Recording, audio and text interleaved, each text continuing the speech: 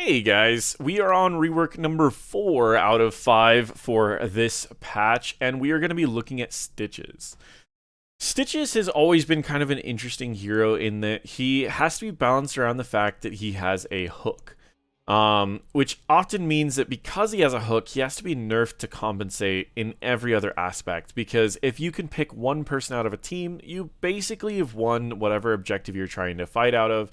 And so it makes him to where he's rather difficult to balance because of this. He tends to always be a weaker tank in that sense, where he just has a big health pool, but he has no ways of escaping fights, and he has no ways of mitigating damage that he's about to take. And he's been through a lot. In the old days, I used to play Stitches in just a W build where I could clear lanes, I could do large amounts of damage to a bunch of enemies with W, I could slow everyone. But when he got reworked, the W build got nerfed significantly, and it just became kind of a backup, and I kind of just stopped playing Stitches because personally, I didn't really like his normal playstyle. I liked doing like these big slams that would affect everyone. When they made it to where his slam had 2 different sizes, I didn't really like it that much because, I like to be able to slam an entire team and have this huge effect happen to an entire team, instead of having the ones that are closer to take increased damage. But that's all subjective. Many people did like Stitches after his rework, and so that's all. I mean, that's all great. So why did they rework him? Well, he was difficult to balance, and he was less popular than most of the other tanks. So I think this is actually a great example of a hero that did need a rework.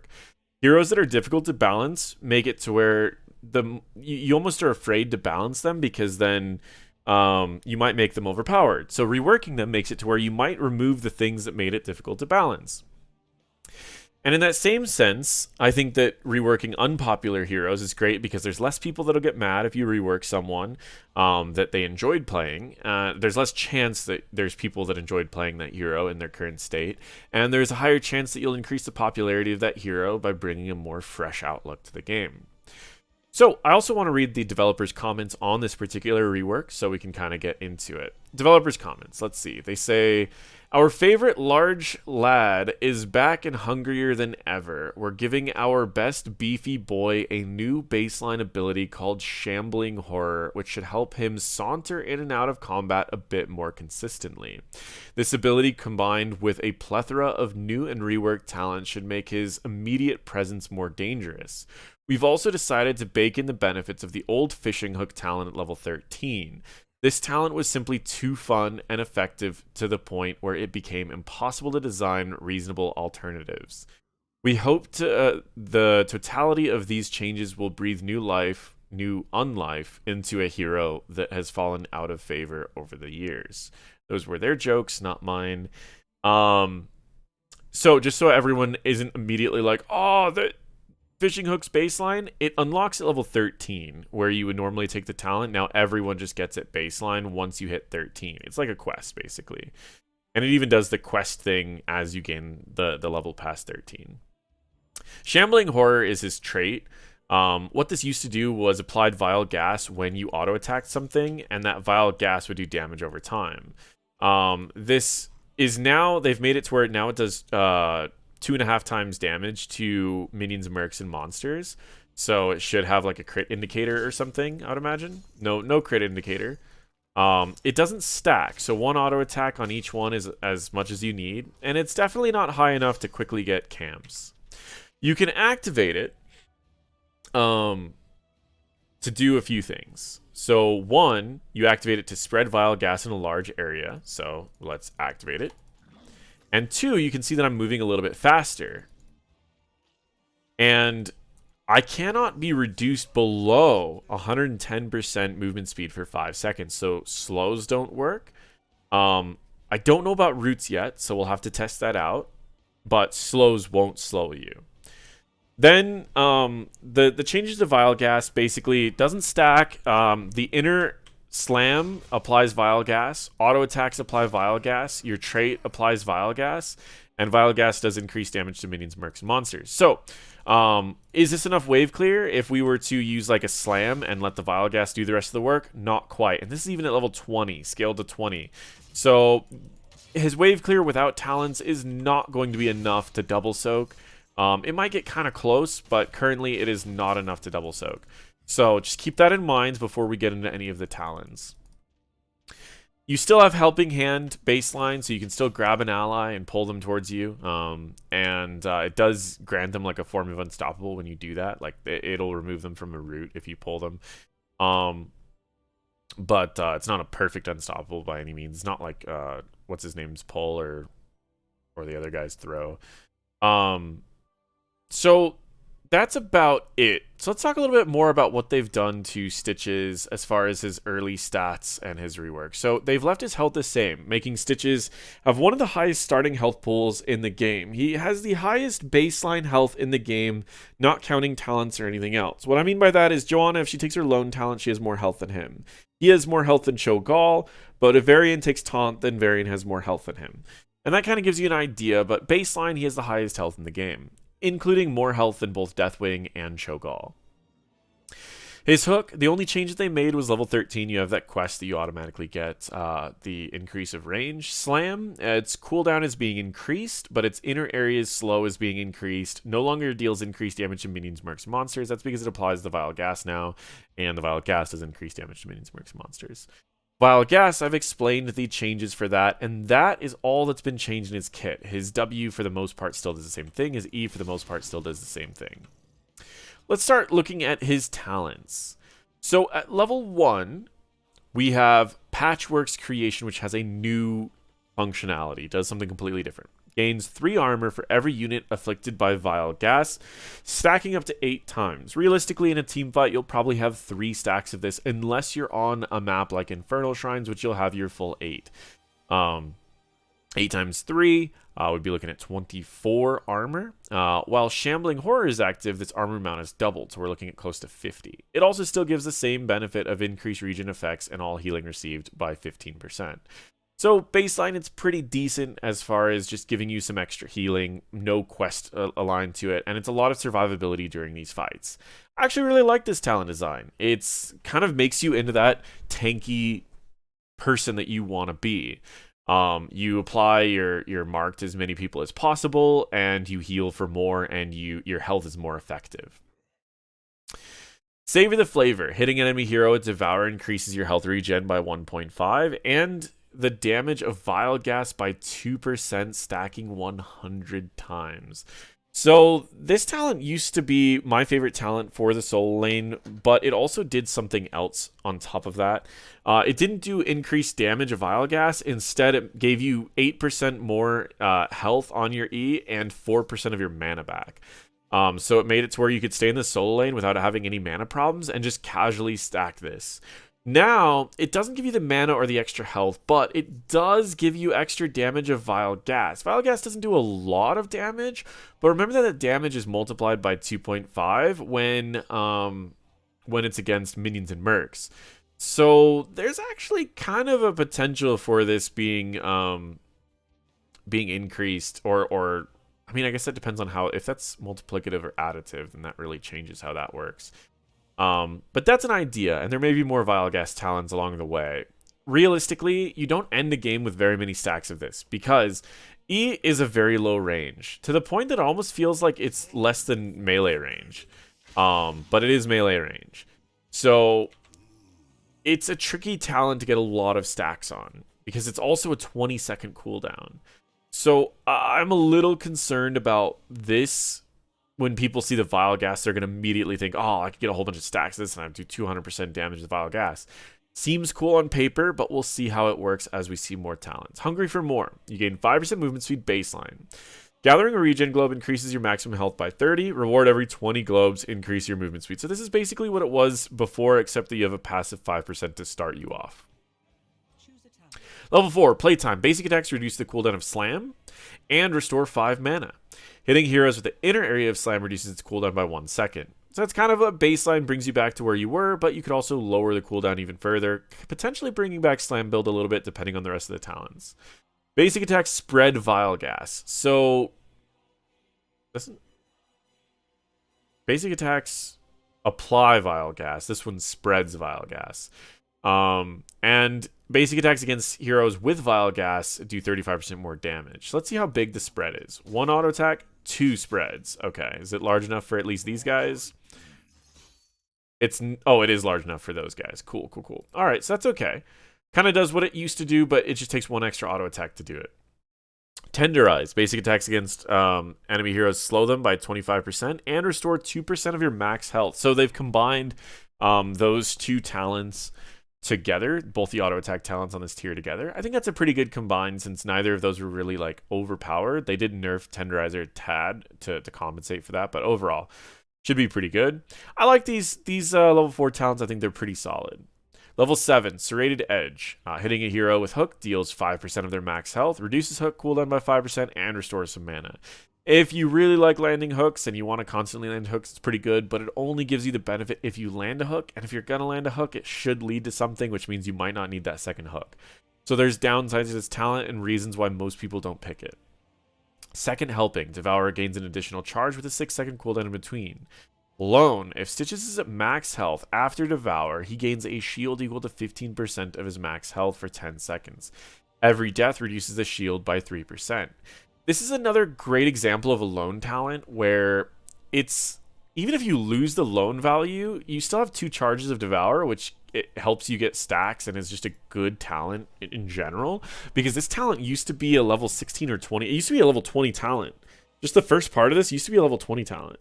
So the fact that you're basically getting a level 20 talent at 7 with a lone stacked on makes me not care about the lone at all. And I would take this talent purely for the Second Helping. So this is, it's a good and bad example of a lone talent. Let me say it that way. It's a great talent without the lone, and the lone is just going to make you really strong in the early game. Putrefaction. So, and the other thing too is you're going to be using E off cooldown for this, which means you're going to be getting the shield a lot. And it's a shield that lasts 10 seconds. Like, that reminds me of that talent in World of Warcraft. Not a talent, but the Covenant ability. You could get like a really big shield, and then it stays for like 2 minutes. Putrefaction. And this says, while Shambling Horror is active, Vile Gas reduces healing received by 30%. Vile Gas, the passive is Vile Gas heals Stitches for 60% of the damage dealt. Now, is this on you or is this on enemies? Because the tooltip makes it sound like it reduces your healing. But it reduces enemy healing. And then you also heal for 60% of the damage dealt. So that synergizes well with Savor the Flavor. So far, all the level 7s, well, at least both of these level 7s synergize really well with Savor the Flavor. Because if you're doing more damage with Vile Gas, then healing is going to be higher, of course. But I think that this also is going to be healing as well. So it's fine to go with Putrefaction if you go with Patchwork Creation. Level 10. Putrid Bile. Let me just double check they haven't changed anything on level 10s. Level 10s are still the same, so we can still Gorge an enemy, or we can still Bile. So we'll grab Bile for now. Level 13, Meat Hook. Hook heals Stitches over time. Hitting an enemy hero with Hook heals Stitches for 20% of his max health over 4 seconds. While active, basic attacks refresh the duration of that effect. There was a basic attack build that was basically unkillable that used something like this, where you would have like the Tenderizer and Meat Hook, and you would just be healing for a lot, and then also potentially the extra healing of Savor the Flavor or Patchwork Creation. There's a quest, Under Pressure. Increase slam damage by 25.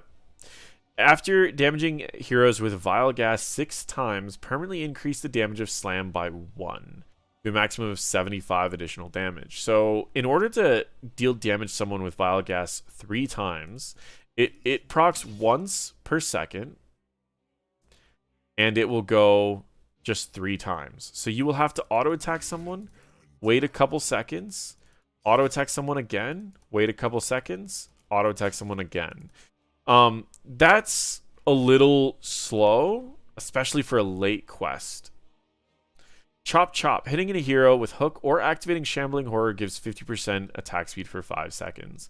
2 very long cooldown abilities to give yourself 50% attack speed, but it does synergize well with like the attack talents, except that if you're taking Tenderizer, you're probably taking Meat Hook. We'll take Under Pressure for now. Pulverize. Slam slows all targets, decreases armor. So you can slow all targets by 80% for 0.75 seconds and have their armor reduced. So they did kind of combine two talents for this, which is pretty good. You can still go W build with that. Digestive Juices. Devour deals additional damage over 5 seconds. When used on a hero, its cooldown is reduced by 5 seconds and causes the hero to hit for 50% reduced damage. So they just merged like all of the E talents basically into just 3 talents. And then Flare Up. Deals 33 damage per second to nearby heroes. Hitting an enemy hero with Hook or activating Shambling Horror increases this damage by 150% for 4 seconds. I don't think that this is really worth it, but it is certainly another idea. I think these 2 talents are so much better than this talent that it's not really competitive right now. Level 20. Gift from the Embalmer. A level 20 talent or ultimate upgrade that's also a quest. Putrid Bile deals 100% more damage to heroes. Each time Putrid Bile damages enemy hero, the duration of Stitch's next death timer is reduced by 2% up to a maximum of 80%. All stacks of this effect are lost upon death. I like this upgrade to Bile much more than the other one because it just hits a lot, and this would be relatively easy to get if you just Bile, immediately go into their backline. And that's actually a decent amount of DPS too. But let's say that's all you did. We just shaved off half of our death timer. That's really not bad. Now, let's go into the rest of them. Gorge. For 4 seconds after using Gorge, Stitches can teleport a short distance for additional targets. We've seen Hungry Stitches. It's very popular, but in the competitive scene, it's usually not picked because people pop out after their 4 seconds, even if you've grabbed someone else a little bit later. Master Hooker. Reduce the cooldown of Hook baseline by 5 seconds. You don't need to even hit people. Enemy heroes hit by Hook have 100% reduced healing for 2 seconds. Ally heroes hit by Helping Hand are unkillable for 2 seconds. That's actually pretty cool. I don't know how good it's going to be. And then finally, we have Gas Bag. Activating Shambling Horror grants Unstoppable for 3 seconds. Shambling Horror's cooldown is reduced by 20 seconds, so it goes from a 60 to a 40-second cooldown. I don't think this is going to be picked up too often. So, for the most part, this is what we have. We have his standard build, Hungry for More, which you don't even need anymore. You used it for the extra movement speed, but because you have it baseline, you don't really need it anymore. So I guess we don't need Hungry for More. We could instead go into either of the other talents. So I would say his baseline build's probably going to be Patchwork. We want to be able to get easy hooks off. So I'd imagine we're probably going to go with something like Vile Cleaver. We probably are going to... even in Hook build, I don't think we need to go with this. This is a pretty decent talent. I could say you could go in any direction at level 7 in Hook build, but for the sake of it, let's say Putrefaction, since we're going to be applying more Vile Gas. Gorge. Again, nothing here really matters that much. So I would imagine maybe just the Hook. You land a good hook, you gorge someone, you're getting healed for a portion of your health. I don't think it matters. We go with this for wave clear, I guess. And then I would say, I mean, if we're going to be hooking people, we want to slow them so it's easier to land the hook. And then potentially, we don't need the upgrade to this, so we would go Master Hooker. And this would be the Hook build. The gimmick of this build would be to have wave clear, would have damage on your hook, and then you would also be able to slow people, so while they're slowed, it's easier to land your hook, gorge, and then pop your trait so you can't be slowed, you get the extra movement speed, you drop it off near your turret, and then you kill the target. So I think that this build is going to be pretty close to the Hook build. We'll see some probably variations as we go, and that's a pretty decent build. The one that I would probably do just for fun is the W build. We're going to get increased armor and survivability. We're going to get lower cooldown on our W. Our W does apply Vile Gas, so we could go with this if we want to. But it doesn't really hurt. We could go in any direction that we want. I think we'll probably go with Putrefaction. We're going to go with Putrid Bile. We're going to go with Under Pressure. We're going to go with Pulverize. And then we're going to go with Gift from the Embalmer. Just because of the 100% extra damage. I don't really care about the death timer that much.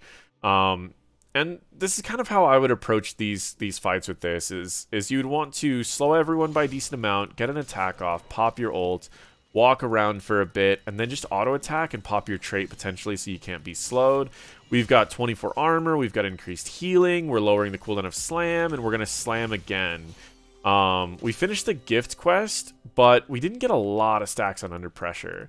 So we definitely are going to want to keep attacking and doing that. And I think that's a potential build. But honestly, I think the hook build kind of gets everything that this build has to offer, with 2 exceptions. You don't get the lower cooldown, which now that I'm using it, doesn't feel that good. And you don't get the bile, which you could just go hook with bile anyways. So to be honest, I would just go Vile Cleaver. And I wouldn't even care about this build. Like, I think the first build that I said is probably going to be the best with a couple variations depending on what you need. And you can switch to Bile if you like Bile. Or you can go to Gorge. And I like this upgrade, but it's not amazing. So I think just a standard hook build, grabbing a couple W talents is good. The third build I would say is the Soul Lane build. Soul Lane build isn't going to do a lot of damage, but you're going to be unkillable and you're going to be stacking a lot. So you're going to grab Savor the Flavor, and then you're going to go into Trait Talents. Trait here. You can go Trait here for the extra healing, but it doesn't really do much other than that. So we're going to go Second Helping. Since you're in the Soul Lane, you can actually flank with Bile if you want to, or you can just be an extra Gorge without needing to put Gorge as your tank. I'll take Bile just for fun. And then in the Soul Lane, I mean, you could go with anything, but we're probably just gonna go with Under Pressure. And same thing, we're gonna go with Digestive Juices here because it's a lot of things baked into a single talent. We've got all the other E talents, so we want to lower the cooldown of that. And then at this level, we would probably just go with the Gift of the Embalmer. We'd just flank in, and we would have a bunch of stacks. If I was to say, like, complete quest, we would have, like, Savor the Flavor is going to be pretty crazy. Under Pressure is going to be crazy. Second Helping is going to be crazy. And Second Helping will probably be gone. But the cool part is, by the time your deaths actually matter, I mean, you get a giant shield, slow people, ult in, press your trait so that you're applying marks and stuff. And then same thing, we're going to lower the damage of another target, and then we're just going to run around and slow people. And that's it. I mean, we're doing like 1,000 DPS right now spread out between their team. Yeah, this build is probably pretty fun for the Soul Lane. So I would say hook build for the main tank and this build for Soul Lane, and you're in a pretty solid spot. The Soul Lane build, a lot of AoE damage, a great potential for flanking, and you can lower the damage of a couple people on their team while also potentially leading to a couple kills. Where I would say the other build, the tank build, is all about landing those hooks, potentially gorging, and kind of going from there with the big slows.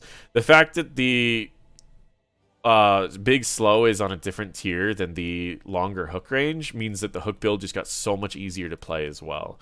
So, with all of that being said, those are the builds for Stitches, and this is his rework. I think that he's going to be a lot more fun to play, and he's got a few directions that you can go. I think this build in the Soul Lane will be interesting, and I think that the also, like, your health regen, we're at 163 health regen per second with this quest being where it's at. So, yeah, it's interesting. Let's just say that this build is interesting. And the tank build is better than it was before. So that gives you guys Stitches and where he currently is. I would say he's going to be pretty good on maps that people might need a channel on points, which he was already pretty good at, but I think he's going to be better on those maps. His double soaking is lacking for what it could be. I think it might get a little bit better with, like, your talents around like 4 to 7.